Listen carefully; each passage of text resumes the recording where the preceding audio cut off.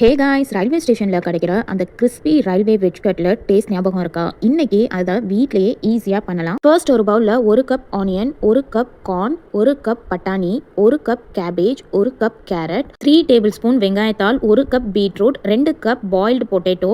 இதை ஒரு பேனில் 2 டேபிள் ஸ்பூன் ஆயில் விட்டுட்டு இந்த வெஜ்ஜீஸ் எல்லாத்தையும் ஆட் பண்ணி ஜஸ்ட் ஒரு 2 மினிட்ஸ் மட்டும் குக் பண்ணி எடுத்துக்கலாம். வெஜ்ஜீஸே சாப்பிட மாட்டேன்னு சொல்கிற கிட்ஸுக்கு இந்த மாதிரி கட்லட் பண்ணி கொடுங்க, கண்டிப்பாக சாப்பிட்ருவாங்க. இப்போ இந்த அளவுக்கு வெந்து வந்ததுக்கப்புறம் 1 teaspoon chilli powder, 1 teaspoon salt, 1/4 teaspoon மஞ்சள் பொடி, 1/2 டீஸ்பூன் சீரக பொடி, 1/2 teaspoon coriander powder, 1/4 teaspoon garam masala add பண்ணி நல்லா சோட்டே பண்ணி விட்டுக்கோங்க. அது கூடவே 3 டேபிள் ஸ்பூன் வந்துட்டு பிரெட் க்ரம்ஸ் ஆட் பண்ணி நல்லா மிக்ஸ் பண்ணி விட்டுக்கோங்க. இது நல்ல ஒரு பைண்டிங் டெக்ஸ்சர் கொடுக்கும். இந்த அளவுக்கு பைண்டிங் டெக்ஸ்சர் வந்ததும் நல்லா ஒரு மேஷர் வச்சு நல்லா மேஷ் பண்ணி விட்டுக்கோங்க.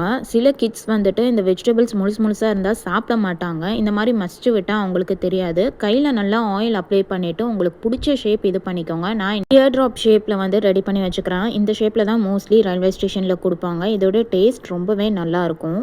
அப்படியே எல்லாத்தையும் ஷேப் பண்ணி தனியாக எடுத்து வச்சுக்கலாம். இப்போ நான் 2 டேபிள் ஸ்பூன் போல் மைதாவை வந்துட்டு இந்த மாதிரி வாட்டரில் டிப் பண்ணி வச்சுருக்கேன் ஒரு பைண்டிங் டெக்ஸ்சருக்காக. அதில் அப்படியே அந்த நம்ம ரெடி பண்ணி வச்சுருக்கிற கட்லெட்டை டிப் பண்ணிவிட்டு பிரெட் க்ரம்ஸ் மேலே கோட் பண்ணி எடுத்து வச்சுக்கோங்க. ஒரு பேனில் 3லேருந்து 4 டேபிள் ஸ்பூன் ஆயில் விட்டுட்டு 2 சைடும் 5 மினிட்ஸ்க்கு கோல்டன் ப்ரௌனாக வர வரைக்கும் மீடியம் ஃப்ளேமில் வச்சு ஃப்ரை பண்ணி எடுத்துக்க போகிறோம். நான் இன்றைக்கி ஷாலோ ஃப்ரை பண்ணியிருக்கேன். நீங்கள் டீப் ஃப்ரை கூட பண்ணி எடுத்துக்கலாம்.